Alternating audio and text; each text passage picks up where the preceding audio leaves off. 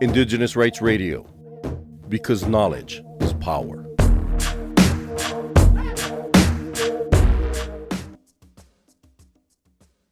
The National Tribal and Indigenous Climate Conference 2024 is scheduled to take place from September 9th to September 11th in Alaska, USA. This event will bring together our Indigenous relatives, partners, and delegates from around the world to share their insights on addressing climate impacts on their environments. It will be a space for sharing and honoring traditional and indigenous knowledge, while respecting that these teachings rightfully belong to the indigenous communities and individuals from which they originate. Cultural survivors Avexnim Cojti attended the conference and interviewed some of the delegates who were there.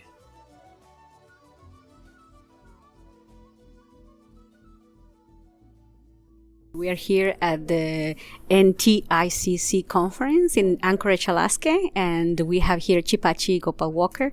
Cheepache, can you please introduce yourself and the community that you come from? Hili hili, monahu, Avexnim, Cheepache-Nitty. Hello everyone, my name is Cheepache-Nitty. I'm Mono and Chukchansi from Central California. I'm currently the research associate for the Yosemite Ancestral Stewards, and I'm a current student at Northwest Indian College. Can you tell us why is it important for you to care for Mother Earth? I think everything goes back to my dad and my tribe and my responsibility to community.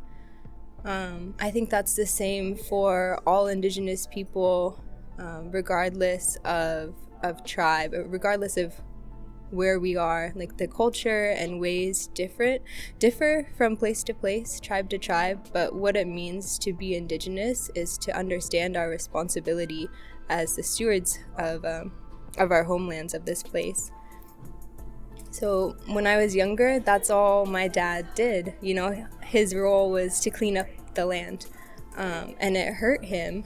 You know, it hurts when people disturb the place where your family is, where you're from. Like, my family grew up eating rabbit and deer, and now all the deer and rabbit is poison. There's an elder who said that we used to be able to take our canoes from where we are all the way to the coastal mountain ranges, which just shows like how much water that there was, and now we don't have any water really. There's drought, and there's all the water has been diverted for like farming and ranching, and LA takes a lot of water, but that's also our responsibility, like trying to get our water back, because it's not just us, it's not just people, it's not just Native people that rely on the water, it's everyone, it's all our relations. So everything goes back to that responsibility to community, to everyone that we share this space with. And my final question is, can you tell me about the work that you're doing currently? Yosemite Ancestral Stewards, also called YAS, is an all-Indigenous trail crew. It's based in Yosemite National Park, and we're all from the traditionally associated tribes. So Miwok, Paiute, Chukchansi, Mono people. So basically, YAS is a trail crew so that Indigenous people can, I guess, return to the land in more like quote unquote like official ways, because of course, like, we've always been there. You know, you have Wahoga village being rebuilt right now. People do ceremony in the park, but having Indigenous people in the national park service is really important because things are done in a different way. You know, when we're out there, we're doing meadow restoration work, we're doing trail work, we're doing bear conservation, you know, making sure that there aren't like apples and fruits close to the trail so the bears don't go close to the trail, so the people don't disturb the bears. Also, when we're out there, you know, we might find points or other cultural items, so making sure that we protect those items is really important too. Everything is based in like culturally informed land stewardship. So we're out there and we're doing meadow restoration by removing conifers, because Yosemite has lost, I believe, 90% of meadows because of conifer encroachment. So that's ponderosa pine and often incense cedar. So we're able to take care of the land by creating burn piles and by removing the conifers. And then often we can remove the conifers, like remove cedar, but then the cedar doesn't go into the burn pile. We are able to give the cedar back to the community.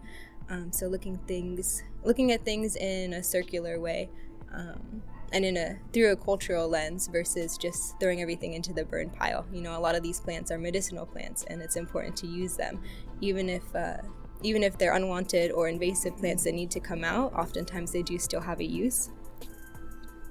People have also been chainsaw certified. People have gotten their wilderness first aid certification. We're doing seed harvesting, cultural site monitoring, culturally sensitive archaeology, which is super important. I was lucky enough to attend a wildland firefighter training, so hopefully I'll get my red card soon. And I also had the opportunity to do some TEK where I helped build a mono acorn granary, which is very special. Yeah, I've also had the opportunity to do some NAGPRA work with the Central California Yoka NAGPRA Coalition. They allowed me to be a guest there. So Yaz is really important, you know, just trying to get Native people into these positions of power that we've been often excluded from. I want to say thank you to Irene Vasquez, who helped create this program, and Nellie Tucker, the Great Basin Institute, and Ancestral Lands. Also to my dad and my family, all my relations. So thank you. Thank you so much. For more on the rights of Indigenous peoples, visit cs.org and follow Cultural Survival on Facebook and X.